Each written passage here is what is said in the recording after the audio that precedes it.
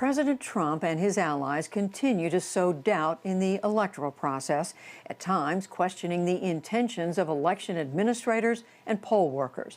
Yesterday, William Brangham spoke to election officials across the nation, both Democrats and Republicans, about their work and why they are confident in the integrity of the 2020 election.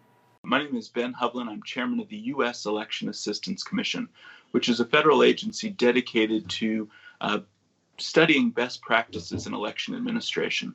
As far as everyone who works in this space, everyone who's a committed professional to elections, this was the safest election we've ever had and the most secure election we've ever had. My name is Natalie Adona. I am the Assistant Clerk Recorder and Assistant Registrar of Voters for the County of Nevada. The one thing that we all have in common is that we care really deeply about democracy and making democracy work.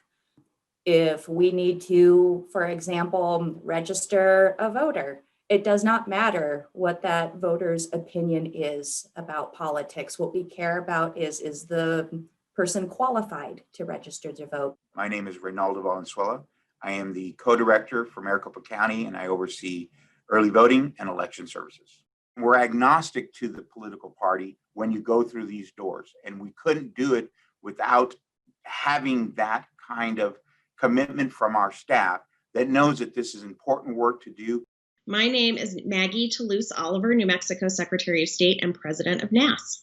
If you see a state election official who is of one party or the other, and you see the outcome for the candidate of the other party, the same at the county level, that just goes to show you when it comes to these jobs, that nonpartisan attitude of making sure that outcomes are accurate and that votes are counted and counted fairly is absolutely essential. My name is Laurie Elam, and I'm the Democratic Director at the Kansas City Board of Elections. I don't know that any of us signed up to risk our lives for people to vote. It made me feel really good when I looked in the distance down past the train tracks and I could see 200 plus cars of COVID positive people that we were ensuring would vote. I realized that what we were doing was huge. It's a part of history. My name is James Young. I'm a regional manager for Inclusion Solutions. Previously, I served as elections administrator in Louisville, Kentucky, and a special assistant to the Kentucky Secretary of State. Part of what I do today is I travel the country full time. I work with election administrators.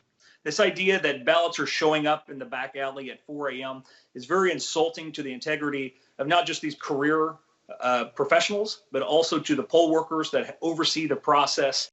When you look at the way our election system is designed, all of the pieces of it have checks and balances, have bipartisan teams of Republicans and Democrats working together to ensure that the process is fair and accurate. If there's any credibility, any facts to these allegations, we should see that. But it needs to be presented in the appropriate place in a court of law where a fair arbiter can make that decision. And we just haven't seen anything that rises to any level of real concern. Arizona has a hand count audit. We looked at over 47,311 to be exact ovals. We went from arrows to ovals, our new ballots, but 47,311 and not a one had a discrepancy. That's amazing, and that's a large volume. So that in and of itself at least gives us a confidence that we have checks and balances. So somebody that says, I don't believe, we have the data. We just want people to vote. It doesn't matter to me what your political leaning is versus somebody else. What I just want you to do is vote. I have, nothing but the deepest respect for people's political leanings and their beliefs. The question is, do people believe that I find that important? I hope so. I think like any election, there were hiccups, there were issues that came up. That's not unusual. But I think given all of the threats to this election, whether it be from, the cybersecurity point of view to just the fact of COVID-19 and its spread and all of the hurdles that erected, the fact that you had a smooth flowing election process on election day, that you had record numbers of Americans turning out to vote, that in and of itself demonstrates the fact that the election ran just about as well as it possibly ever could.